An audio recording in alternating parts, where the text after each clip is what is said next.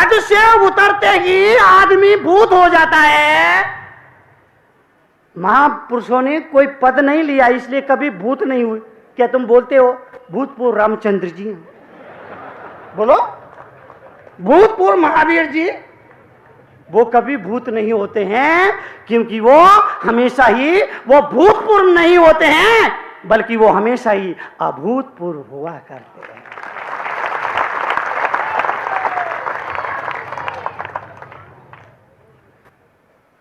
निवेदन गुजारिश, समाज तय करे जिन पर बेटियां नहीं, जिनके घर बेटियां नहीं, उनके घर अपनी बेटी नहीं देंगे। इस देश के मुनि लोग, संत लोग तय करे जिस पे बेटी नहीं है उसके हाथ से भोजन ग्रहण नहीं करेंगे।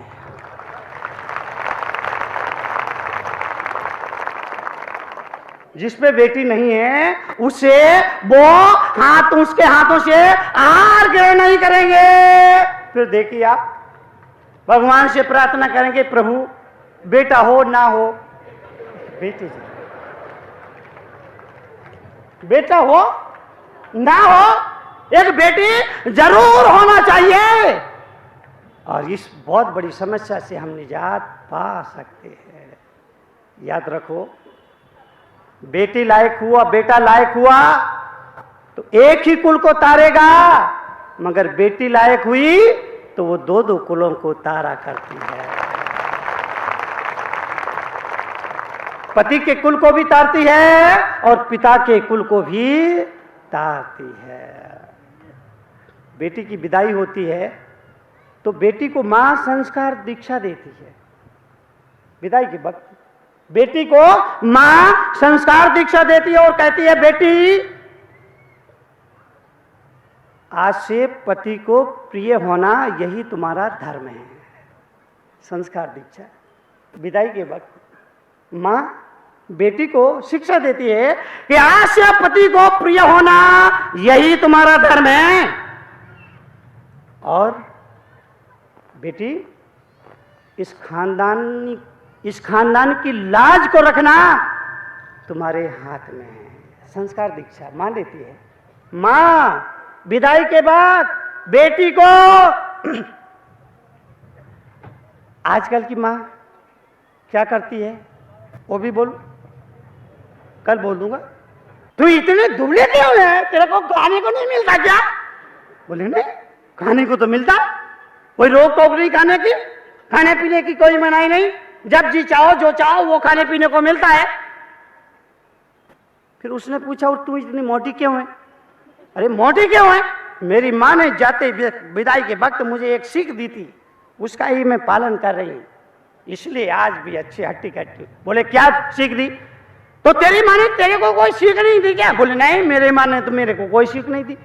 तेरी माँ ने तेरे को क्या सीख दी? उसने कहा, मेरी माँ ने मुझे विदाई के वक्त एक सीख दी थी, कहा था कि बेटी रात में सोते समय पति को एक गिलास दूध, एक बड़ा वाला गिलास लबालब दूध, गाढ़ा होता हुआ दूध, ड्राई फ्रूट काजू किशमिश उसमें डली हुई, ऐसा दूध पति के लिए ले जाना, पति के सामने गिलास रखना, उसी समय कोई ऐसी बात बोलना पति को गुस्सा आ जाए, और पति को गुस्सा आए और वो बोलेगा नहीं पीना मुझे दूध, और तू पी जाना।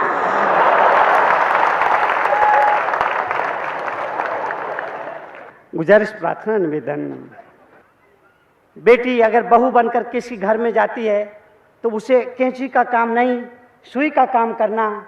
कैंची का काम जोड़ काटने का करती है, सुई का काम जोड़ने का करती है। अगर कोई बेटी किसी के घर बहू बनकर गई और दो भाइयों को उसने आपस में लड़ा दिया, दो भाइयों को अलग अलग कर दिया, तो तय है उसने कैंची का काम किया है, उसने सुई का काम नहीं किया।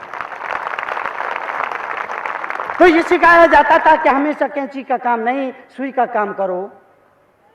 अपने आप को मान सम्मान की अपेक्षा मत रखो, कोई कुछ कह दे उससे सुन लो, जवाब मत दो। बड़े लोग कुछ कहते हैं, कभी डांट देते हैं, उसका बुरा मत मानो। एक अच्छे आदमी का, एक अच्छे नागरिक का जीवन जियो। दुनिया में पाप है, पापियों के साथ आप मत चलो। इसलिए समाज में अफरा तफरी पाप बढ़ रहे हैं। आपसे निवेदन, जीवन के लिए, जीवन के परिवर्तन के लिए ध्यान रखना, मां के मरने पर सबसे ज्यादा दुख बेटी को होता है। बेटा को इतना दुख नहीं होता है। सबसे ज्यादा दुख बेटी को होता है। बेटी को लगता है मां क्या गई, मेरा तो मायका ही चला गया। बेटी को लगता है मां क्या गई, मेरा तो मायका ही चला गया। मां थी, बुलाती थी, आना जाना बना रहता था, त्योहार के वक्त मुझे जाना ही होता था, सबसे मुलाकात होती है। अब मां ना रही तो ये घर भैया भाभी का घर कहा जाएगा, मां का घर नहीं कहा जाएगा। और जब तक बेटी की शादी नहीं होती, मां बेटी बहुत लड़ती है। शादी नहीं होती है तब तक मां बेटी बहुत लड़ती हैं। बेटी शादी होकर ससुराल चली जाए, फिर एक दूसरे को याद भी बहुत करती है, प्रेम भी बहुत करती है। कर रही बेटी के आने का, आधा घंटा हुआ, घंटा भर हुआ, 1.5 घंटा हुआ, 2 घंटे हो गए। 2 घंटे बाद बेटी आती है और मां से कहती है, मां इनके ऑफिस से आने का समय हो गया। इनके इनके किनके किनके कौन बोला? पप्पू के पापा का।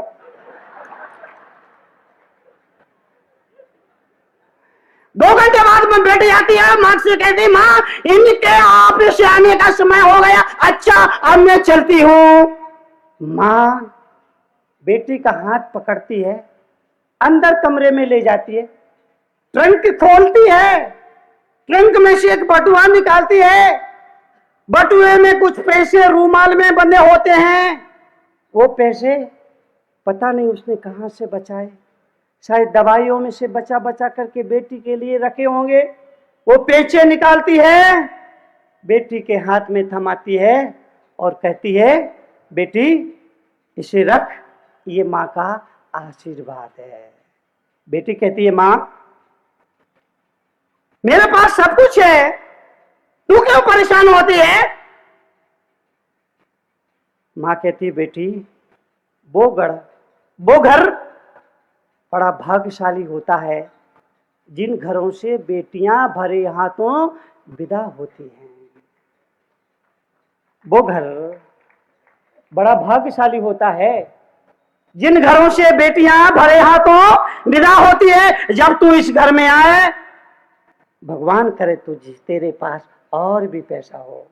बेटी हालांकि मुझे पता है तेरे पास सब कुछ है, भगवान का दिया, तेरे पास सब कुछ है, भगवान करे तुझे और दे, लेकिन बेटी इन पैसों को पैसा मत समझना, ये माँ की दुआएं हैं, ये माँ का आशीर्वाद है, इसे तू अपने पास रख।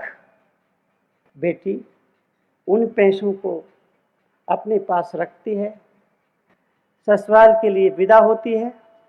माँ दरवाजे पर खड़ी है, बेटी जा रही है, माँ की नज़र बेटी पर, मुड़ मुड़कर बार बार बेटी माँ को देखती है। जैसे गाय का बछड़ा चरने के लिए जंगल जाता, गाय बछड़े को घर पर छोड़कर चरने के लिए जंगल जाती है, लेकिन मुड़ मुड़ करके बार बार अपनी बछड़े को देखती है। बछड़े के लिए ही जा रही है, पर बछड़े को छोड़ना। बेटी को देखते देखते भगवान से माँ प्रार्थना करती है कि प्रभु अगर मेरी किस्मत में कुछ सुख सौभाग्य लिखा हो वो बेटी की किस्मत में लिख दे, और बेटी की किस्मत में जो तकलीफ कष्ट हो वो मेरी किस्मत। बेटी के लिए ऐसी दुआ मां करती है। जब कोई मां अपनी बेटी को विदा करती है, कितना भावपूर्ण दृश्य होता है, भाव विवल कर देने वाला दृश्य होता है। जब कोई मां बेटी को विदा करती है तो उसे बार बार सीने से लगाती है, बार बार हृदय से लगाती है, उसका मुख चूमती है, उसका मस्तक सूंघती है, उसे आशीर्वाद देती है और कहती है, जा बेटी, तेरा सौभाग्य अखंड रहे। इतना सुनते ही बेटी दौड़ करके मां की कमर से लिपट जाती है, रोती है, मां की कमर से लिपट करके रोना शुरू कर देती है। इधर मां रो रही है, उधर बेटी रो रही है, इधर मां की आंखों में आंसू है, उधर बेटी की आंखों में आंसू है। इधर मां के कंठ से कोई शब्द नहीं फूट रहा, उधर बेटी के कंठ से कोई शब्द नहीं फूट रहा। बस इधर मां रो रही है, उधर बाप बेटी रो रही है। मां बेटी को रोता हुआ देख करके बाप की आंखों में भी आंसू आ जाते हैं। मां बेटी को रोता हुआ देख करके बाप की आंखों में भी आंसू आ जाते हैं। माताएं बहनें तो बेटी की विदाई को सहन कर लेती हैं, क्योंकि उन्हें विदाई का अनुभव होता है, लेकिन बाप बेटी की विदाई के दुख को सहन नहीं कर पाता है। बड़ा विचित्र दृश्य होता है। जब बारात आती है तो कितनी खुशी होती है, हर चेहरे पर रौनक, कहीं गीत, कहीं संगीत, कहीं पार्टी, लोग आ रहे हैं जा रहे हैं, बच्चे धमाल धोक चौकड़ी कर रहे हैं, चारों तरफ रौनक ही रौनक होती है। जब बारात आती है हर आंख में खुशी और आनंद होती है, लेकिन जब बारात जाती है हर आंख को गीला करके जाती है। बाप जो पिछले 6 महीने से न दिन देखता था न रात देखता था, काम और काम, दिन भर काम, लेकिन उसको कभी थकान नहीं होती थी। आज जब बेटी विदा होकर चली गई तो बाप घर के किसी कोने में अकेला बैठा है, निढाल होके बैठा है, अकेला बैठा है, आंसू बहा रहा है। लोग कहते हैं, भाई क्यों रोते हो? बेटी तो पराई घर का प्रसाद था, मालिक तो कोई और था, तुम तो सिर्फ पालक थे। मालिक तो कोई और था, तुम तो सिर्फ पालक थे। आज मालिक अपनी चीज को लेकर चला गया।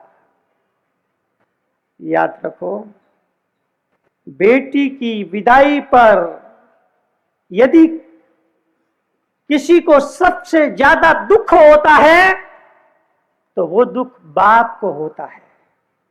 बेटी की विदाई पर यदि सबसे ज्यादा दुख किसी को होता है तो वो बाप को होता है। इसकी वजह कि पूरे परिवार की चिंता करने वाला तो बाप होता है, लेकिन बाप की चिंता करने वाली अकेली बेटी होती है।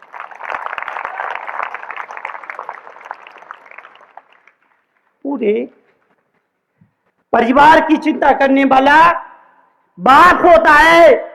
बाप की छाती से लग करके रो रो करके पूछती है, पिताजी किस अपराध की वजह से मुझे घर से बाहर निकाला जा रहा है?